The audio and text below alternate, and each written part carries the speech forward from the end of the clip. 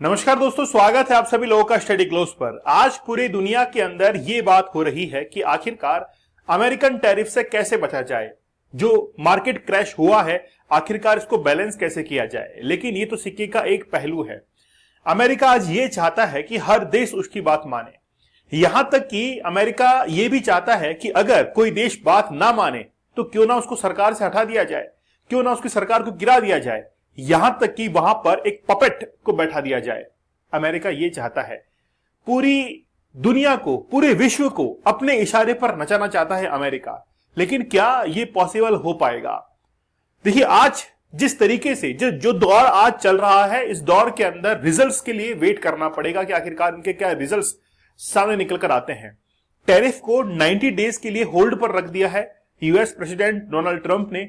और अब देखना होगा कि चाइना के ऊपर जो कंटिन्यू रखा गया है टैरिफ, उसका क्या रिजल्ट आता है और आफ्टर 90 डेज क्या सिनेरियो जो है प्लॉट होता है।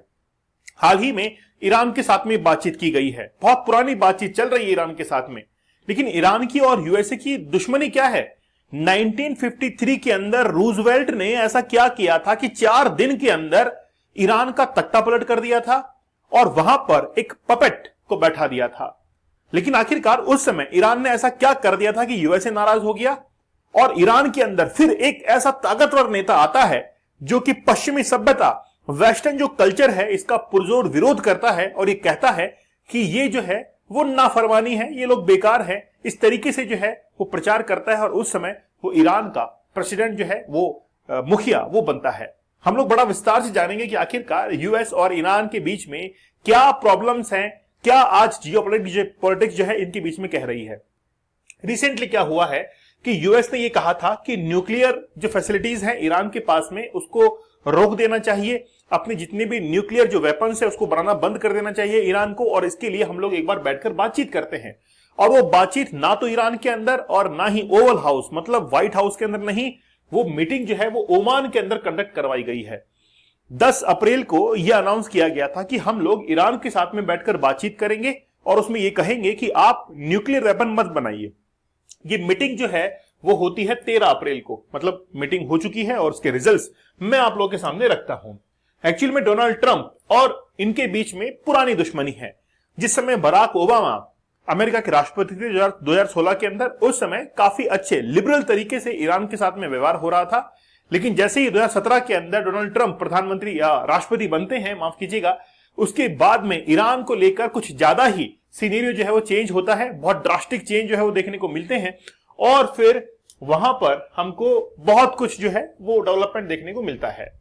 अब यूएस के सेक्रेटरी ऑफ स्टेट है मार्को रूबियो, वो पहुंचे हैं ईरान के अंदर। बोला कि यार बातचीत करते हैं ना यार, आखिरकार प्रॉब्लम क्या है। तो 10 अप्रैल को यह अनाउंसमेंट हुआ कि हम लोग एक मीटिंग जो है कंडक्ट करेंगे ईरान के न्यूक्लियर प्रोग्राम को लेकर, और इसके लिए यूएस के स्पेशल एनवॉय जो है वो वहां पर पहुंचे और ये मीटिंग हुई है 12 अप्रैल 2025 को ओमान के अंदर। उसके रिजल्ट्स यहां पर देखने को मिलते हैं। उससे पहले ही अमेरिका ने क्लियर कर दिया था कि Iran is never going to have a nuclear weapon. Iran को हम लोग किसी भी कीमत पर न्यूक्लियर वेपन रखने की इजाजत नहीं देंगे, उनको ये न्यूक्लियर वेपन हटाने ही पड़ेंगे। ये जो महिला है ये बेसिकली स्पोक्स पर्सन है, कैरोलिन लेविट इनका नाम है। इन्होंने साफ तौर पर क्लियर कर दिया था कि हम लोग किसी भी कीमत पर अमेरिका को ईरान को न्यूक्लियर वेपन जो है वो रखने नहीं देंगे। जो भी रेस्ट्रिक्शंस लगे हुए हैं वो उस पर कायम रहेंगे। और उसके बाद में एक स्टेटमेंट आता है डोनाल्ड ट्रंप की तरफ से कि तेहरान को वॉशिंगटन के साथ बातचीत के लिए तैयार रहना होगा। ठीक है, चाहे यह बातचीत सीधे ही क्यों ना हो, नहीं तो ऐसे परिणाम भुगतने होंगे जो ईरान की सरकार को स्थिरता को खतरे में डाल सकते हैं। देखिए स्टेटमेंट देखिए आप, और स्टेटमेंट की गहराई देखिए क्या डीप है इसकी।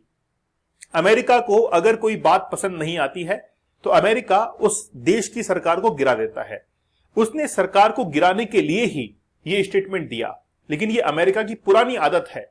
1953 के अंदर जो कुछ हुआ उसका आगे हम लोग जिक्र करेंगे कि कैसे अमेरिका की सीआईए ने ब्रिटेन के साथ में मिलकर ईरान की सरकार को गिरा दिया था।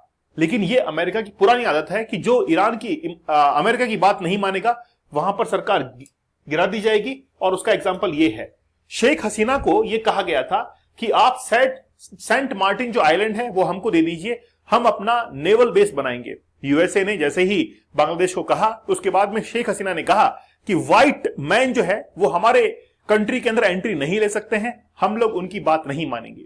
बांग्लादेश में क्या हुआ, सरकार जो है बदल गई और यूनुस खान जो कि अमेरिकी एक पपेट है वो वहां पर सरकार चला रहा है। तो बांग्लादेश को इसके रिजल्ट्स का सामना करना पड़ा। इसीलिए आज अमेरिका ये धमकी देता है। ये तो बुजदिलों की हरकतें होती हैं कि आप हमारी बात नहीं मानेंगे तो हम सरकार ही बदल देंगे। इसको जियोपॉलिटिक्स कहा जाता है, इसको राजनीति जो है वो कहा जाता है। और जब हम लोग कई बार अपनी फिल्मों के अंदर देखते हैं कि फिल्मों के अंदर राजनीतिक वर्चस्व या कुर्सी को हासिल करने के लिए अपने ही परिवारजन को वहां पर मार दिया जाता है, ये जो है वो बड़े लेवल पर, इंटरनेशनल लेवल पर भी यही होता है कि राजनीति के अंदर सफाया किया जाता है। अगर वे कोई डील नहीं करते हैं, मतलब ईरान कोई डील नहीं करता है, तो बमबारी होगी। यह ऐसी बमबारी होगी जो उन्होंने पहले कभी नहीं देखी होगी। तो सीधे तौर पर धमकी जो है वो ईरान को दी गई है। और इसके बाद में एक पॉजिटिव रिजल्ट मीटिंग से निकल कर आता है कि US and Iran hold positive and productive talks. जैसे ही धमकियां मिल रही थी ईरान को, उसके बाद में रिजल्ट ये निकल कर आते हैं कि आखिरकार ईरान जो है वो कहीं ना कहीं तैयार है, कोई ना कोई पॉजिटिव टॉक जो है इनके बीच में हुई है। वो तो रिजल्ट सामने नहीं निकल कर आए हैं कि आखिरकार उसके पॉजिटिव टॉक्स क्या हुई है। अमेरिका ने इजराइल को समझा दिया है कि हम बातचीत कर रहे हैं ईरान के साथ में, तू बीच में मत कूद पड़ना। क्योंकि क्या है कि ईरान और इजराइल जो है वो आपस में कट्टर दुश्मन है। तो हो सकता है कि ट्रंप जो है वो बातचीत कर रहे हो ईरान के साथ में और इजराइल में बेंजामिन नेतन्याहू जो है वो अटैक करना शुरू कर दे ईरान के ऊपर। तो बेंजामिन नेतन्याहू को समझा दिया है कि तुम जो है इससे दूर रहिएगा, बीच में कूदने की जरूरत नहीं है।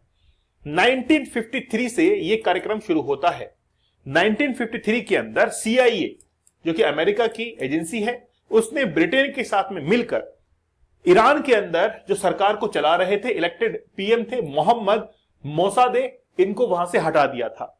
क्योंकि मोहम्मद मोसादेक ये चाहते थे कि जितने भी ऑयल रिफाइनरीज हैं, ऑयल का प्रोडक्शन है, इसका सेंट्रलाइजेशन किया जाए, इसका राष्ट्रीयकरण किया जाए और उस पर पूर्ण रूप से अमेरिका का अधिकार नहीं, ईरान का अधिकार होना चाहिए। क्योंकि बहुत दिन हो चुके हैं ब्रिटेन और अमेरिका के इशारे पर नाचते हुए। इसलिए मोसादेक ने डिसाइड किया कि जितने भी ऑयल के रिजर्व्स हैं उस पर हमारा अधिकार होगा और हम लोग अपनी प्राइस को डिसाइड करेंगे।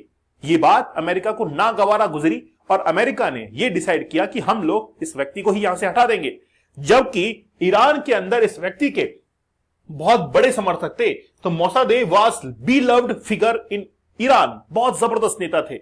लेकिन अमेरिका ने क्या किया, CIA और ब्रिटेन के साथ में मिलकर इसको हटा दिया। जैसे ही हटते हैं उसके बाद में रजा पहलवी को वहां पर पपेट के तौर पर जो है तैनात किया, जो कि अमेरिका के इशारों पर नाच रहा था। अब वो बहुत दिन तक नाच नहीं पाया। अब इसके बाद में क्या होता है कि अमेरिका के अंदर यानी कि Iranian exiled crown prince Reza Pahlavi has message for Donald Trump, you will see a different face of Tehran. तो एक्चुअली में क्या है कि रजा पहलवी भी बहुत परेशान था। रजा पहलवी ये चाहता था कि हर चीज जो है वो अमेरिका के इशारे पर हो और जनता इस चीज को अच्छे से जान रही थी। बाद में एंट्री होती है इस आदमी की 1979 के अंदर। रजा पहलवी शासन कर रहा था। उसके बाद में ये व्यक्ति खौमनई जो है वो क्या करते हैं, यहां पर एंट्री लेते हैं। खौमनई जो है वो एंट्री लेते हैं और इन्होंने क्या किया, ईरान के अंदर आकर ये वहां पर पब्लिसिटी की कि हमको अमेरिका के इशारे पर नाचने की जरूरत नहीं है, हम लोग वेस्टर्न्स की बात नहीं मानेंगे, हम लोग अपना अधिकार खुद रखेंगे। जनता को यह बात पसंद आई और फिर खौमनई जो है, खौमनई के जीतने के डर से ही जो रजा पहलवी था वो देश छोड़कर भाग जाता है और उसके बाद में खौमनई जो है वो क्या बनता है, राष्ट्र अध्यक्ष बनता है। इसके बाद में खौमनई ने क्या किया, लगभग 444 अमेरिकी लोगों को बंदी बना लिया था और फिर बाद में अमेरिका ने उनको छुड़वाया भी था। इसके ऊपर ही एक फिल्म जो है आर्गो बनी हुई है, ठीक है, इसके ऊपर एक फिल्म बनी हुई है। 2016 के अंदर बराक ओबामा ने तेहरान के साथ में बातचीत की और न्यूक्लियर डील को लेकर बड़ा लिबरल हुए वो, और ये कहा कि अमेरिका जो है वो ये ध्यान रखेगा कि तेहरान मतलब ईरान जो है वो कोई भी न्यूक्लियर वेपन ना बनाए। ईरान भी इस बात के लिए राजी होता है कि हम लोग यूरेनियम का एनरिचमेंट नहीं करेंगे। मैं आपकी जानकारी बता दूं कि जब भी हम लोग मिसाइल्स के अंदर यूरेनियम का यूज करते हैं, अगर उस मिसाइल की रेंज 5000 किलोमीटर से ज्यादा है तो उसके अंदर यूरेनियम का यूज करना पड़ता है और यूरेनियम को एनरिच करना पड़ता है, ठीक है। और अगर एनरिच कर लिया है अबाउट 99% तो फिर उसका मिसाइल्स में यूज कर सकते हैं। तो ईरान ने ये कहा कि हम लोग कोई भी एनरिचमेंट नहीं करेंगे और वेपन्स को नहीं बनाएंगे, लेकिन इसके रिजल्ट ये निकले कि वो चोरी छिपे जो है वो न्यूक्लियर वेपन को बना रहा था और बेसमेंट के अंदर बड़े बड़े जो तहखाने थे वहां पर इनको स्टोर कर रहा था। और ये बात जब सामने निकल कर आती है कि न्यूक्लियर वेपन्स बन रहे हैं, तो डोनाल्ड ट्रंप ने उनके ऊपर सैंक्शंस लगा दिए कि ये जो है वो चोरी छुपे क्या कर रहा है, ये सारे वेपन्स बना रहा है। और डोनाल्ड ट्रंप के द्वारा ये सैंक्शंस वहां पर लगा दिए गए। 2016 के अंदर जिस समय न्यूक्लियर प्रोग्राम्स के यानी कि लेकर डील हुई थी ईरान को लेकर, लेकिन ईरान इससे माना नहीं और ईरान ने कहा कि ठीक है, हम लोग इस बात को तो मानते हैं कि हम लोग 25,000 पाउंड्स ऑफ एनरिच यूरेनियम जो है इसको कंट्री के बाहर भेज देंगे, कम से कम हमारे देश के अंदर यूरेनियम कर देंगे और रिमूव कर देंगे 2/3 ऑफ सेंट्रीफ्यूज, मतलब जो फ्यूजेस वगैरह होते हैं जो कि वेपन्स को चलाने में काम में आते हैं, उनको हम लोग यहां से रिमूव कर देंगे। ये बातचीत जो है वो डील हो चुकी थी। सारे सैंक्शंस वगैरह जो है, sanctions on missile technologies and conventional weapon, सब कुछ जो है वो बातचीत हो रही थी। लेकिन ये कहा गया था कि under the Iran deal the US will only lift, मतलब यूएस एकमात्र देश ऐसा होगा जो कि सैंक्शन लगा हुआ है तेहरान के ऊपर, उसको रिमूव कर सकता है। इसके अलावा किसी के पास में ये पावर नहीं होगा, क्योंकि वो जो कि न्यूक्लियर वेपन्स हैं उनके अंदर बैलिस्टिक मिसाइल्स होती हैं, ठीक है, और क्रूज मिसाइल्स होती हैं, उनके अंदर ये यूज करता है। लेकिन हम लोग जो है इसको यूज नहीं करने देंगे। हर चीज को ब्लॉक कर दिया गया था, लेकिन ईरान अंदर ही अंदर जो है इसको बना रहा था। अब ये बात जब सामने निकल कर आती है कि डील के साथ में केवल वो एक यानी कि लिमिटेड जो है वो क्या कर सकता है, बना सकता है, और विदाउट डील जो है वो बहुत सारे न्यूक्लियर वेपन जो है वो बना सकता है। और ये बात एटॉमिक एनर्जी के लिए एक इंटरनेशनल ऑर्गेनाइजेशन काम करती है और उसने कहा कि ईरान जो है ऐसे वेपन्स बना रहा है। उसके बाद में ये बहुत लंबे समय तक रेस्ट्रिक्शन जो है वो लगा दिए गए। अब रेस्ट्रिक्शंस लगे हुए थे, ईरान ये चाह रहा था कि हमारे ऊपर से रेस्ट्रिक्शंस हट जाए और हम लोग दूसरे देशों के साथ में ट्रेड कर पाए और अपने वेपन्स को जो है वो बना पाए। लेकिन अमेरिका ने कहा कि हम लोग जो है ऐसी परमिशन नहीं देंगे, और ऐसी परमिशन के लिए ही अभी जो है वो बातचीत हो रही है। तो ईरान ये कर रहा था कि हम लोग अंदर ही अंदर जो है न्यूक्लियर वेपन्स बना रहे हैं। तो अमेरिका ने वापस से मीटिंग रखी, वापस से, यानी कि कल ही जो है 12 अप्रैल को ये मीटिंग हुई है कि आप लोग जो है वो वेपन्स नहीं बनाएंगे, हम लोग रेस्ट्रिक्शन जो है आपके ऊपर लगाएंगे, और अगर फिर भी आपने बात नहीं मानी तो हम जो है आपके ऊपर क्या करेंगे, बमबारी करेंगे। तो रिजल्ट यही है और ये होके रहेगा कि अगर वे कोई डील नहीं करते हैं तो बमबारी होगी, और ऐसी बमबारी होगी जो उन्होंने पहले कभी नहीं देखी थी। तो ये मुझे ऐसा लगता है कि कहीं ना कहीं अमेरिका को बमबारी करनी ही पड़ेगी। ईरान जो है वो इसके कंट्रोल में नहीं आएगा, लेकिन अभी जो टैरिफ का मामला चल रहा है पहले इसको कंप्लीट करना पड़ेगा। दोस्तों, आप लोग हमारे 75 डेज हार्ड चैलेंज के साथ में जरूर जुड़िएगा। बड़ा जबरदस्त चैलेंज है ये, और ये लाइफ चेंजिंग कोर्स है। 75 टेक्निक्स और 75 डेज तक लाइव क्लासेस के थ्रू मैंने आप लोग को बताया है कि कैसे आप लोग पोर्नोग्राफिक एडिक्शन से बाहर निकल सकते हैं और अपनी लाइफ को चेंज कर सकते हैं। एग्जाम को अगर क्रैक करना हो तो कंसंट्रेशन फोकस की जरूरत पड़ती है, लेकिन आपका कंसंट्रेशन फोकस अगर पोर्नोग्राफिक पर बना हुआ है तो आप एग्जाम क्रैक नहीं कर पाएंगे। अगर आप लोग 75 डेज के हार्ड चैलेंज ज्वाइन करते हैं तो मैं आपसे वादा करता हूं कि आप जिंदगी के अंदर बहुत आगे जो है वो निकल जाएंगे। तो आप लोगों का क्या मानना है मुझे आप लोग कमेंट सेक्शन में जरूर बताइएगा। चैनल के ऊपर नए हैं तो सब्सक्राइब आप लोग जरूर कर दीजिएगा। तो मिलते हैं आप लोगों से अगले सेशन के अंदर, तब तक धन्यवाद, थैंक यू, जय हिंद।